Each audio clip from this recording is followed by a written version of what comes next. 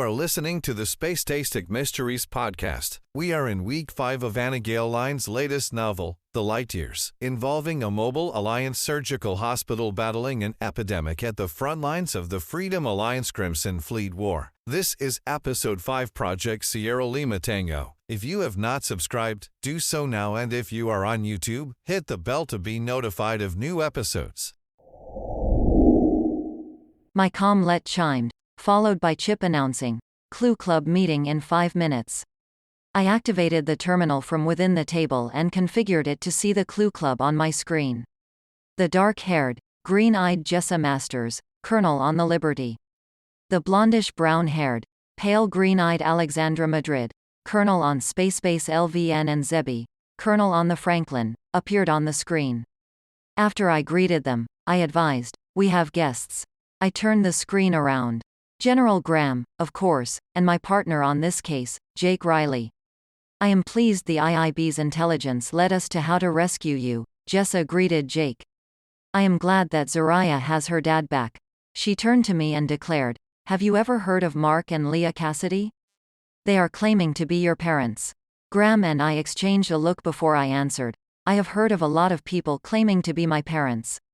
"Yes, but these two are claiming you know about them and have been holding them hostage for 8 years, that your husband was connected to some unsavory people, and being married to him, you yourself were involved in some questionable activities."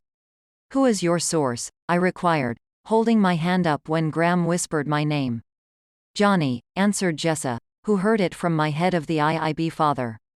I turned to Graham. "Please have someone investigate those claims. Johnny and Bradley are usually spot on with their information.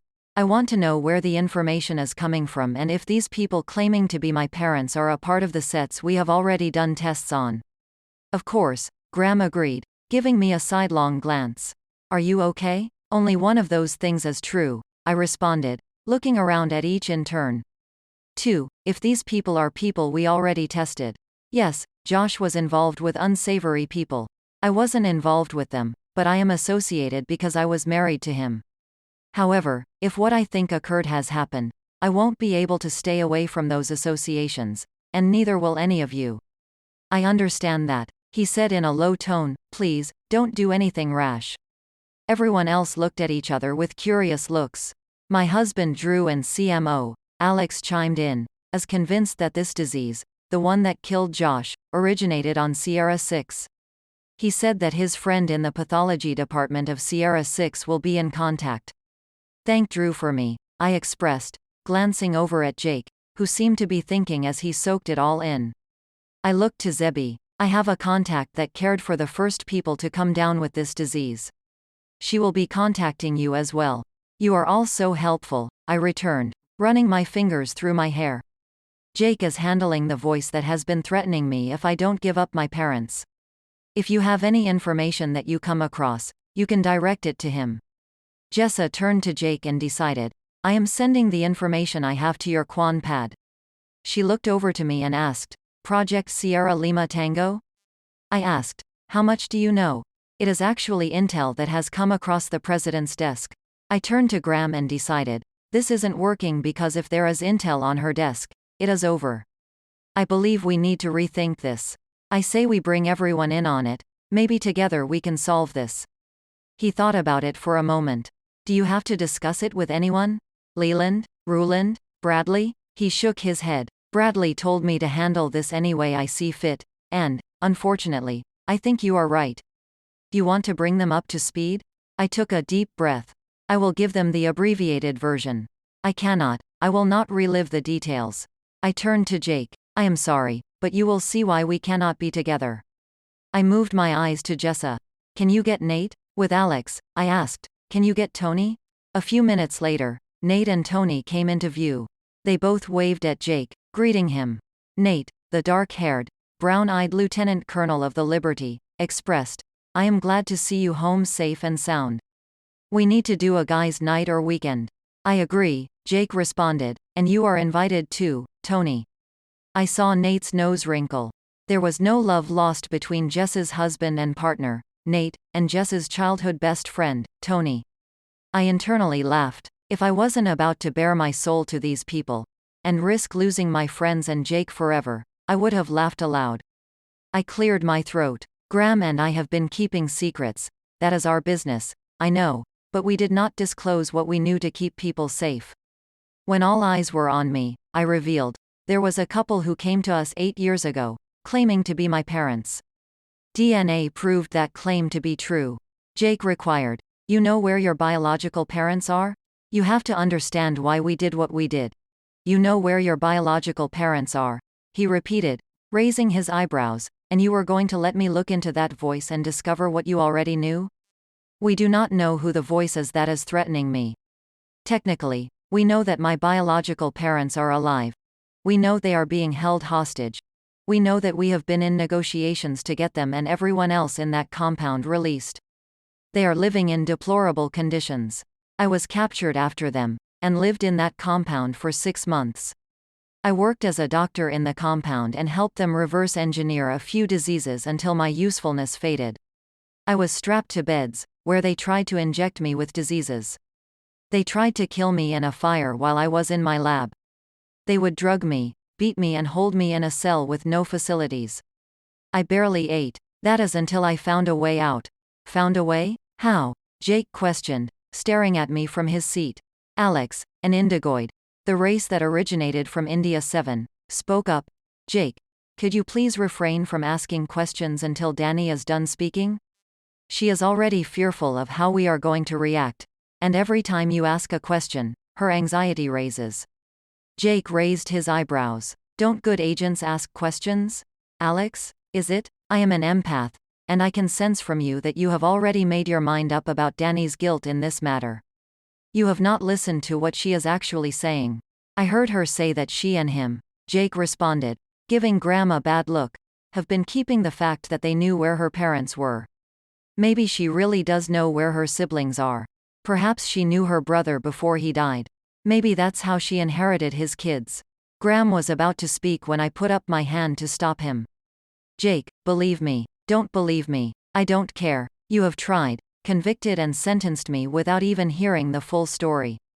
I did what I did because I had to. This goes far beyond a couple whose DNA matches mine.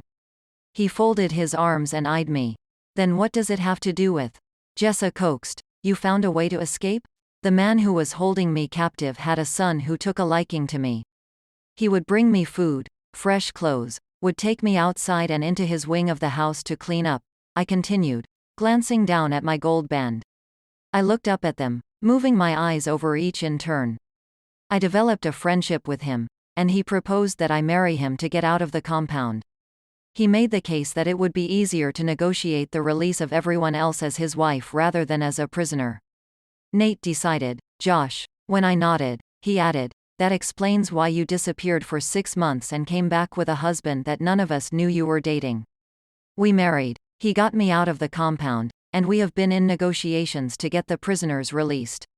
At this point, because these biological parents have gone from sweet and caring to selfish and entitled, I really want to walk away from them, but alas, I cannot.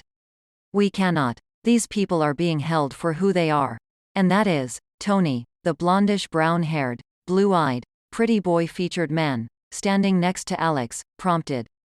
They are famous scientists from Kilo 8. They were abducted to create diseases and destructive methods of taking out their enemies. Josh was the heir to the throne of Kilo 8. His father is the ruler of Kilo 8. Zebby maintained. Then your parents are being held with other prisoners. Are they scientists too? They are people who are the best in their fields.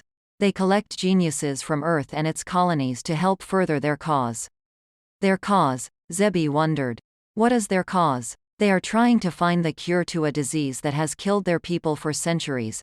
And if a doctor cannot find a cure at the 6-month mark, I advised her, sweeping my eyes across the others before returning them to her, they deem them as useless and try to kill them. I do not understand how my biological parents have lasted this long, and why they were taken in the first place. I mean, they are scientists, but, Graham cleared his throat before he admitted, they were a part of an Earth think tank that was figuring out how to solve Earth's problems, economically, environmentally, socially. They were a part of a top-secret project. A project so secret that it is locked in a vault, and no one knows the combination except a select few, most who are now gone. Wow, I exclaimed with the rest of the group. Then I continued, the disease is the one that killed Josh. I gave Jake my, keep your mouth shut, look. I have been trying to determine how the disease is transmitted and how to cure it. And she is making progress too, Jake maintained, shooting me a small smile. Her research is remarkable. She appears to be close to a breakthrough. That's great, Graham decided, moving his eyes around the group, because in addition to your regularly assigned cases, pointing to Alex and Tony and Jessa and Nate, you are helping Danny and Jake on this one. It is that important. We just filed our final report on our case this morning, Jessa reminded Graham, catching his eye. We filed ours yesterday, Tony agreed, glancing over at Alex. Then you are all assigned to this case. I looked at Jessa, then Alex before Zebby. We did say that we wanted to all work a case together, but we thought it was going to be just the Clue Club. We all laughed. Jessa spoke up. Okay, because this case was originally assigned to you, Danny, I say that you and Jake are the lead team on this case. Nate and me and Alex and Tony are going to take our leads from you, but if I may, I think that... Hold up before you go on, I interrupted, sharing a troubled look with Graham before sharing one with Jake. There is one more thing. There is a voice who is threatening that if I don't give him my biological parents' location, he is going to kill me. He finds me wherever I am. Here, the base house, other vessels. The voice prints have turned up nothing. Peacock, I think you and Jaguar should handle that, and Alex and Tony should handle the connection to the think tank and this mystery top-secret project while Jake and I take on the disease and medical portions. Everyone nodded. I agree, Jessa said, meeting my eyes. You are pretty good at delegating. I'll keep that in mind for when I take over the IIB. When I saw her lips inch into a smile, I knew she was trying to inject humor into a tough situation. As the heir to the IIB, she could very well make that a reality. I think that we should have a briefing at 1100 hours every morning. The problem is that is not always feasible as we are a MASH unit, and both Jake and I are doctors. Let's at least try, and we can send a briefing report every morning to the group, Nate asserted. I nodded. I thank you all so much for rallying around me to help figure this out. Tony responded, Danny, I don't know you well, but there is a code among IIB agents. We are family, and when one is in need, we do what we can to help. We all have messed up families. This is a family who cares and helps where we can.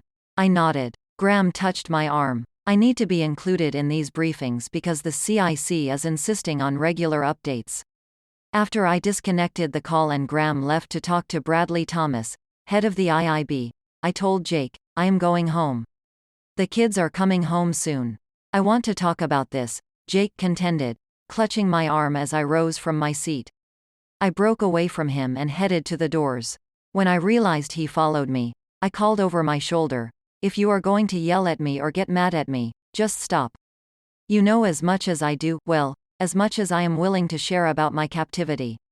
Before Jake could respond, as I approached the doors, a tall, lanky boy with dark skin, glasses and jet black hair almost collided with me. I stopped him and turned him around. When I saw the way his hands moved around and his face looked stricken, I asked, Devin, what's wrong? He stared at Jake. Devin, this is Zariah's dad, Dr. Riley.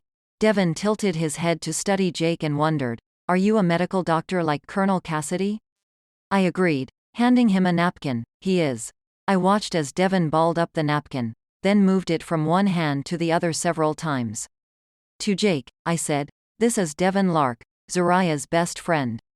She does not like me anymore, Devin replied, looking up at me. She likes Liam better. They eat lunch together, go to the library together. He walks her to and from class. Those are things I used to do. She does not like me anymore. I understand that is frustrating, I confirmed, frowning for a moment. Especially when they are doing things together that you used to do with her. However, you are her friend. Her best friend. Boyfriends, males that she is interested in, will come and go, but best friends are forever. But I don't want to be just her best friend. I want to be her boyfriend. I understand that, but you need to play the long game. That means that you are the person she turns to when these boys break her heart. You want to be her go-to person, and eventually she will turn around and see you. You have been listening to the Space-Tastic Mysteries podcast. If you would like to know more about Anagale, you can go to anagalelinesmedia.myshopify.com. You can also buy her other science fiction books on the website, Amazon, bn.com, Lulu, and many other online outlets. Also sign up for the newsletter to keep updated as to what's going on in the world of the Anagale Lines podcast, her motivational podcast that equips people to take control of their lives, and Space-Static Mysteries podcast. Follow her on social media, Lady Anagale on TikTok, Anagale Lines on Twitter, and Anagale Lines Artist on Instagram. Join our Facebook page at facebook.com/author Anagale. Thank you for listening, and thank you for being you.